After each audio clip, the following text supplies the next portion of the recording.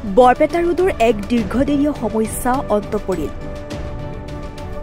ৰোগী আৰু প্ৰসূতিসকলৰ প্ৰতি উন্নত চিকিৎসাৰ সুবিধাৰ্থে বৰপেটা ৰোড FRU চিকিৎসালয়ৰ নৱনিৰ্মিত ভৱনৰ লগতে প্ৰসূতি বিভাগৰ বৰ্ধিত কক্ষৰ শুভ উদ্বোধন কৰে মন্ত্ৰী ৰঞ্জিত কুমাৰ দাসে। সোমবাৰে সন্ধিয়া নৱনিৰ্মিত ভৱন আৰু প্ৰসূতি বিভাগৰ বৰ্ধিত কক্ষৰ শুভ উদ্বোধনী অনুষ্ঠানটোত মন্ত্ৰী ৰঞ্জিত কুমাৰ দাসৰ সৈতে উপস্থিত থাকে বৰপেটা জিলা আয়ুক্ত ৰোহন কুমাৰ জা, বৰপেটা জিলা স্বাস্থ্য বিভাগৰ বিষয়া গীতশ্ৰী লাচিতৰ উপৰিও কেইবাগৰাকীও জিলা স্বাস্থ্য বিষয়াৰ লগতে চিকিৎসক। আমাৰ মাননীয় মুখ্যমন্ত্ৰী ডক্টৰ হিমন্ত বিশ্ব শৰ্মা ডাঙৰীয়াৰ নেতৃত্বৰ চৰকাৰখনে স্বাস্থ্য খণ্ডত তেখেতে মুখ্যমন্ত্ৰী হোৱাৰ আগৰ পৰা যিহেতু তেখেত স্বাস্থ্যমন্ত্ৰী আছিলে আৰু তেতিয়াৰ পৰা এতিয়ালৈ নিৰলসভাৱে বিভিন্ন ধৰণে সেৱা আগবঢ়াই আহিছে আৰু যাৰ ফলস্বৰূপে আমাৰ এই বৰপেটা ৰোডৰ যিখন FRU FRUখনৰ পূৰ্বতে ইয়াৰ অৱস্থা একেবাৰে বেয়া আছিলে। তেখেতে স্বাস্থ্যমন্ত্ৰী থাকোঁতে আৰু মই যেতিয়া দলৰ সভাপতি আছিলোঁ আৰু তেতিয়া তেখেতে আমাক প্ৰায় 4 কোটি টকাৰ এটা কোম্পানীৰ CSR ফাণ্ড দিছিলে, এটা কোম্পানীক দায়িত্ব দিছিলে।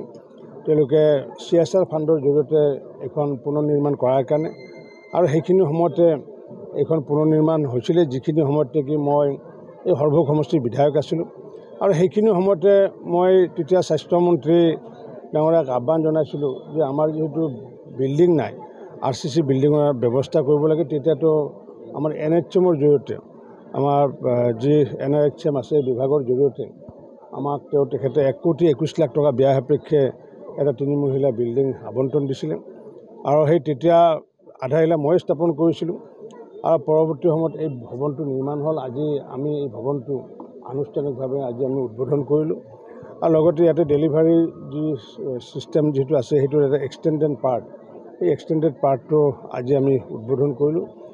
যিহেতু আমাৰ চৰকাৰখনে স্বাস্থ্য খণ্ডত যি কাম কৰিছে পূৰ্বতে ৰাইজে কাহানিও কল্পনা কৰা নাছিলে। কাৰণ কিয় ৰাইজে আমাৰ মেডিকেল কলেজ মানে পূৰ্বতে বুজিছিলে গুৱাহাটীৰ কথা, বুজিছিলে ডিব্ৰুগড় বা শিলচৰ মেডিকেল কলেজৰ কথা বুজিছিলে, পৰৱৰ্তী সময়ত যেনিবা বৰপেটা মেডিকেল কলেজৰ কথা কৈছিলে। কিন্তু আজি আমাৰ এই চৰকাৰখনৰ নেতৃত্বত আজি একেবাৰে সীমান্তৱৰ্তী অঞ্চলত বা যিবোৰ দুৰ্গম অঞ্চলতো, অৰ্থাৎ যেনেকুৱাকৈ ধুবুৰী অঞ্চলত, বঙাইগাঁও অঞ্চলত, কোকৰাঝাৰত অঞ্চলতো আজি মেডিকেল কলেজ স্থাপন হৈছে, নলবাৰীত মেডিকেল কলেজ স্থাপন হৈছে। আগন্তুক দিনত প্ৰতিখন জিলাতে পৰ্যায়ক্ৰমে এনেকুৱা মেডিকেল স্থাপন কৰি মানুহৰ যি স্বাস্থ্য খণ্ডত যি সেৱা আগবঢ়াব লাগে নিৰলসভাৱে আমাৰ চৰকাৰখনে সেৱা আগবঢ়াই আহিছে। এইটোৰ উপৰিও যাতে দুখীয়া মানুহে যাতে চিকিৎসা কৰিব পাৰে তাৰ কাৰণে আয়ুষ্মান কাৰ্ড পূৰ্বতে BPL কাৰ্ডৰ অধিকাৰীসকলে পাইছিলে। আমি এতিয়া আমাৰ চৰকাৰখনে যিমানবোৰ ৰেচন কাৰ্ড হোল্ডাৰ আছে, ৰেচন কাৰ্ড হোল্ডাৰসকলক আমি আয়ুষ্মান কাৰ্ডৰ সুবিধা দিছোঁ।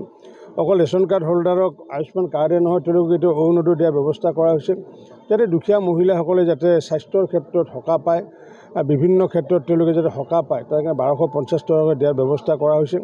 আৰু এনেকুৱাকৈ প্ৰতিটো সমষ্টিতে 31,000 মহিলাক আমি অৰুণোদয়ৰ জৰিয়তে, আমি ৰেচন কাৰ্ডৰ জৰিয়তে অৰুণোদয় আৰু আমি আয়ুষ্মান কাৰ্ড দিয়াৰ যি সিদ্ধান্ত লৈছোঁ এইটো এটা সবল সিদ্ধান্ত এটা।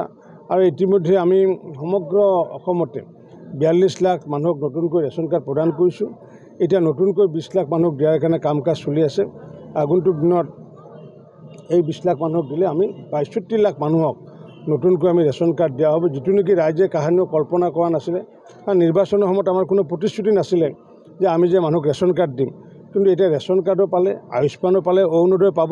গতিকে এনেকুৱাকৈ আমাৰ চৰকাৰখনে নিষ্পেষিত, অৱহেলিত, বঞ্চিতসকলৰ হৈ পেলাই আমি নিৰলসভাৱে প্ৰচেষ্টা আগবঢ়াই আহিছোঁ।